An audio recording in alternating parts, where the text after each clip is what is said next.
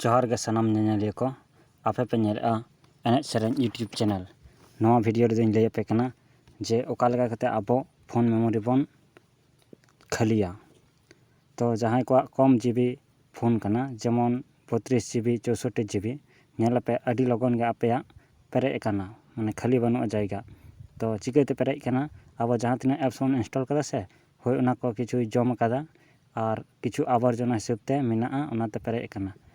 तो ओका पे डिलीटा डेली हिलो गे नवा नवा व्हाट्सएप को पे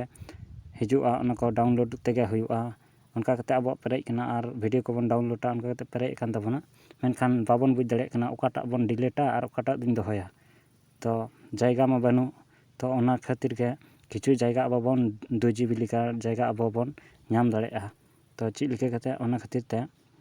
अब जहां तना एप्स बन इंस्टॉल कदा ओना को एप्स रे मिद धाव कते बन क्लिका माने लिंक थिरा बन जहां को डेली हिलो बन व्यवहार जेमन यूट्यूब जहां माने आपे ओकाटा डेली हिलो पे व्यवहार ओना एप्स गे जास्ती जायगा जमा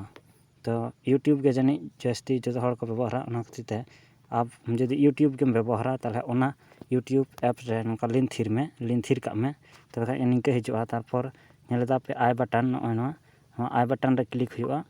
तो बखा गे ऐप इन्फो हिजुआ तारपर लातार पे नेलदा क्लियर डाटा रे क्लिक हुआ चितारना ऑल डाटा जहां ओना द 30 रहा आलो पे क्लिका लातार रे जहां क्लियर कैच हेना ओना रे क्लिक कते ओके रे टिपो हुआ तो खाइ गे अबो ओना यूट्यूब रेना जहां स्टोरेज रे बोलो कते नेल पे कैच ओना 135 केबी हेना इन दो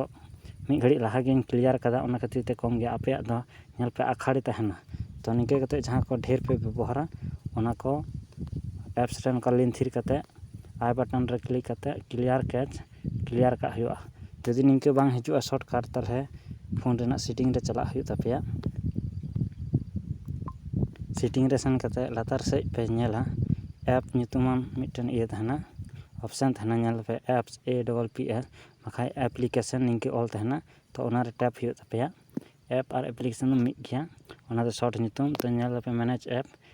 पे क्लिक कते अब फोन रे जहां तने एप्स हेना इंस्टॉल कदा बन ओना को एप्स हिजुआ तो नेल तापे अडी आयमा गे एप्स इन मेना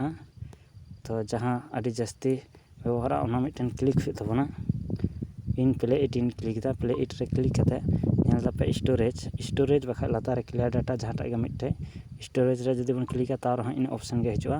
नेल तापे नवा कैच हेना 174 नवा दो बेकार गया डिलीट कते डिलीट इन जदि ताव ची हमा चिका शुद्ध अब फोन खालिया माने फोन रेना जहां दो बांग डिलीटवा फोन खालिया तो नवा अब क्लियर लगी ते क्लियर डाटा रे क्लिक कते क्लियर कैच रे ये कते ओके लगा तबे खाइ के अब ओना कैच डिलीटवा और फोन रे किछु जायगा हिजुआ तो निचे कते अब फोन मेमोरी बन फाका दाड़ेआ से बन खाली दाड़ेआ नोका के जहां को डेली हिलो पे व्यवहार ढेर ओना एप्स रे नोका क्लिक पे और स्टोरेज रे क्लिक पे और क्लियर डाटा रे क्लिक कते क्लियर कैच रे ओके नोका कते खाली जहां तने के 2.5 जीबी 3 जीबी निके खाली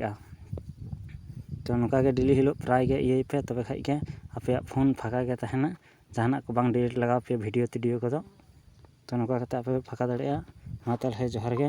वीडियो दे लगे मुचादा जनि खाइ पे बुझ दाड़ेदा।